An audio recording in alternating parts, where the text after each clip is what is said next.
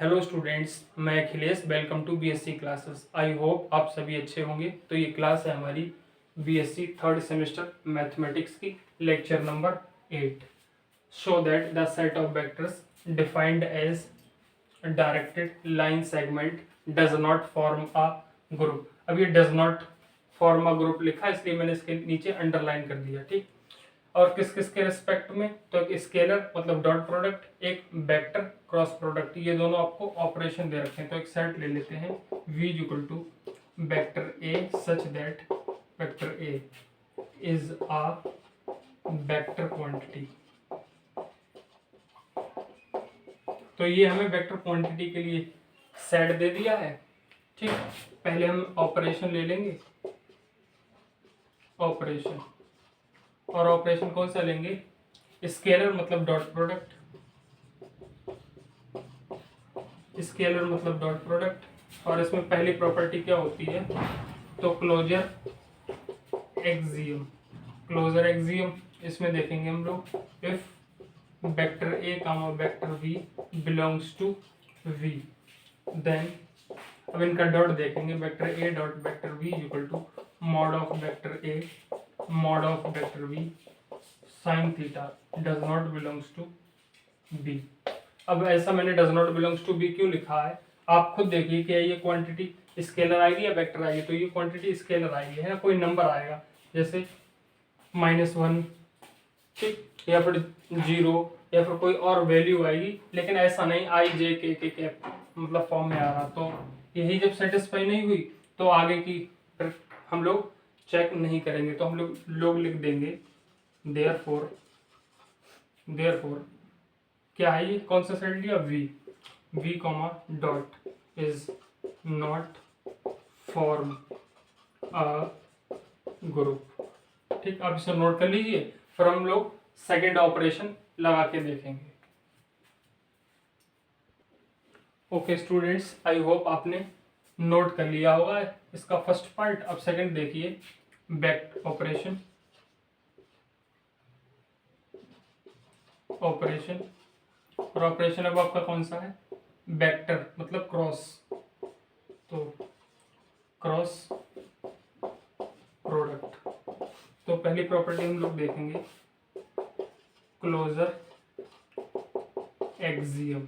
Closure axiom if vector A and comma आइए, vector A comma vector V belongs to V. हमारा set क्या है? We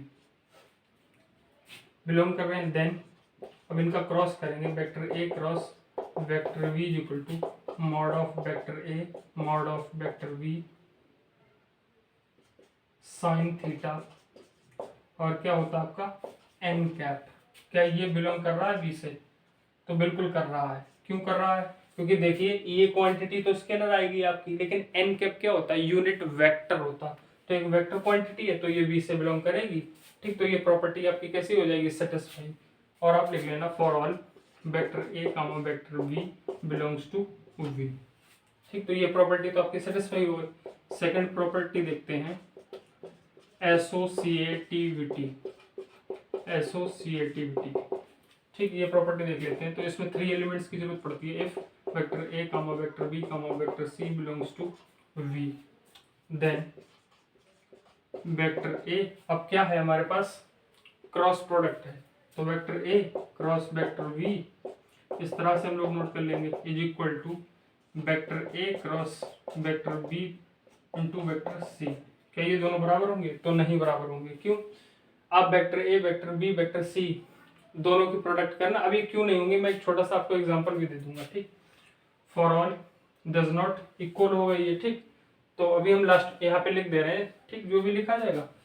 तो अभी ये सेटिस्फाई नहीं हुई, और आप आगे इसके आप लिख देना for all vector A comma vector B comma vector C belongs to we.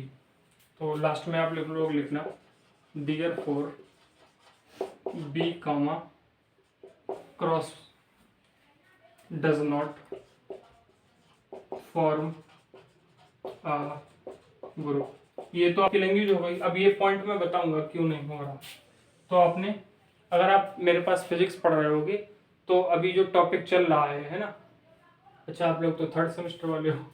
First semester में अभी मैं मैथमेटिकल फिजिक्स करवा रहा हूँ, तो आपने फर्स्ट सेमेस्टर में मैथमेटिकल फिजिक्स में पढ़ा होगा, क्या पढ़ा होगा, vector A dot vector B जो होती है वो vector B dot vector A के बराबर होता है। ठीक, डॉट प्रोडक्ट तो कैसा होता, कम्यूटेटिव होता, आप vector A dot vector B लिखो या फिर vector B dot vector A लिखो, बात आपकी सेम है। ठीक, लेकिन आप लोग vector A cross vector B equal to vector B cross vector A नहीं लिख सकते हो। ठीक, अगर आप ये लिखोगे तब लिख तो सकते हो, गलत हो जाएगा तो फिर या आप क्या करिए, माइनस का साइन लगाइए। ठीक है, तो 2 का हमने जब क्रॉस किया तो कम्यूटेटिव नहीं है, तो फिर 3 का कैसे होगा, आप ये समझिए। तो ये प्रॉपर्टी यहाँ पे फेल हो जाएगी और ये ग्रुप नहीं बना पाएगा with respect to cross product या फिर वेक्टर। ठीक, तो आप लोग इसे नोट कर लीजिए। फिर हम नेक्स्ट क्वेश्चन देखते हैं। ओके स्टूडेंट्स, नेक्स्ट क्वेश्चन है आपका, do the positive rational number, यहाँ पे नंबर और आप लिख लेना, number form a group with respect to multiplication.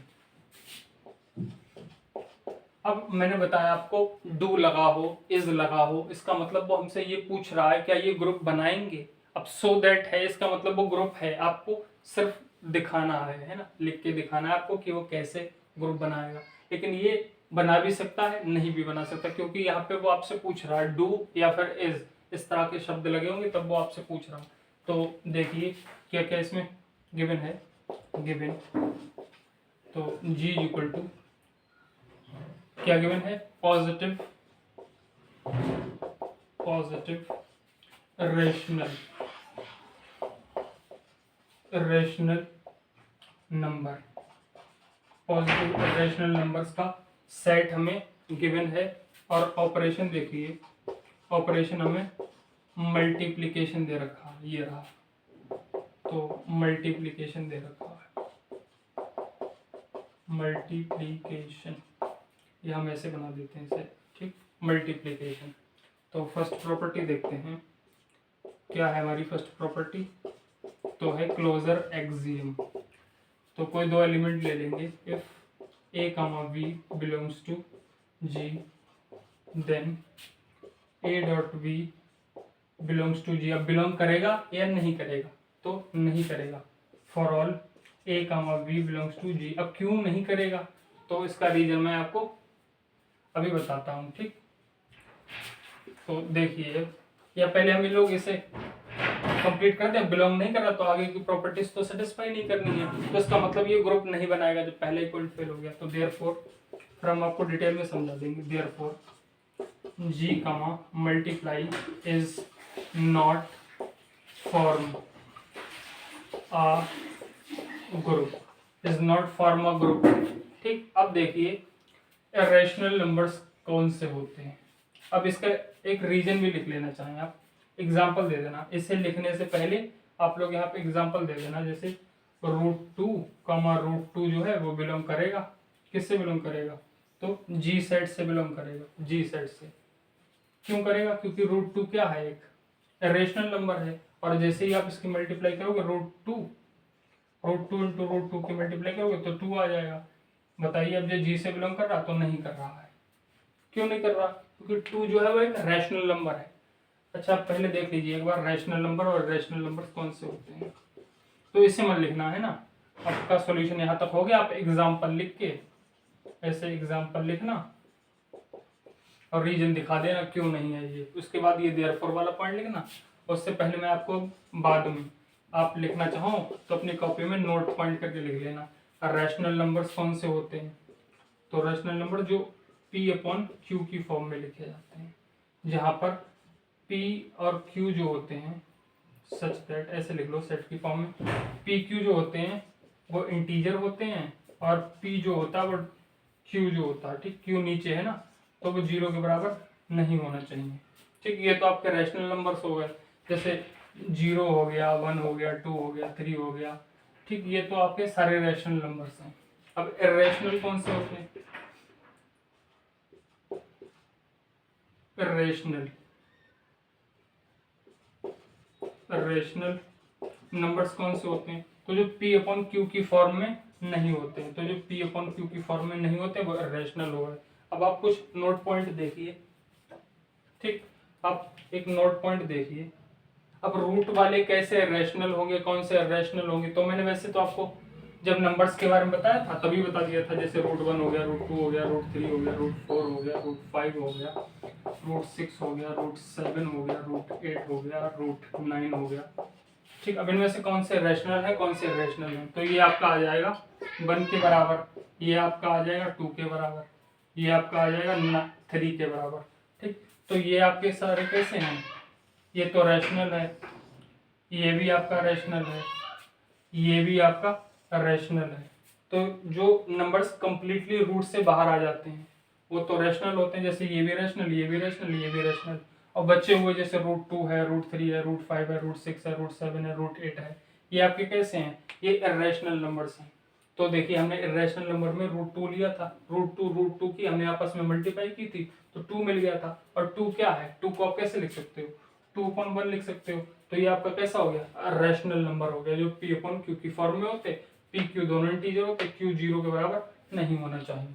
ठीक है स्टूडेंट्स, तो ये एग्जाम्पल आपको अच्छी तरह से समझ में आ गया होगा ये वाला, बाकी ये क्वेश्चन भी अब अच्छी तरह समझ में आ गया होगा और ये भी क्लियर हो गया होगा रैशनल और रेशनल नंबर्स कौन से होते हैं। तो स्टूडेंट्स अगर ये क्वेश्चंस आपको समझ में आ गए तो इन वीडियोस को अपने फ्रेंड्स तक शेयर कर दीजिए, ओके, और वीडियो को लाइक कर दीजिए, चैनल को सब्सक्राइब कर दीजिए। और एक इम्पॉर्टेंट इन्फॉर्मेशन ये है कि इस यूट्यूब चैनल पर BSc first semester and third semester physics, chemistry and mathematics के लेक्चर्स आ रहे हैं, तो अपने फ्रेंड्स के पास इसे शेयर कर दीजिए, ठीक, जिससे नीडी स्टूडेंट्स क्लास ले पाएंगे अपनी। और ये विदाउट एनी कॉस्ट है, मतलब इसके कोई चार्ज वगैरह नहीं है, बिल्कुल फ्री है ये क्लासेस यूट्यूब पर आपके लिए। Thank you students.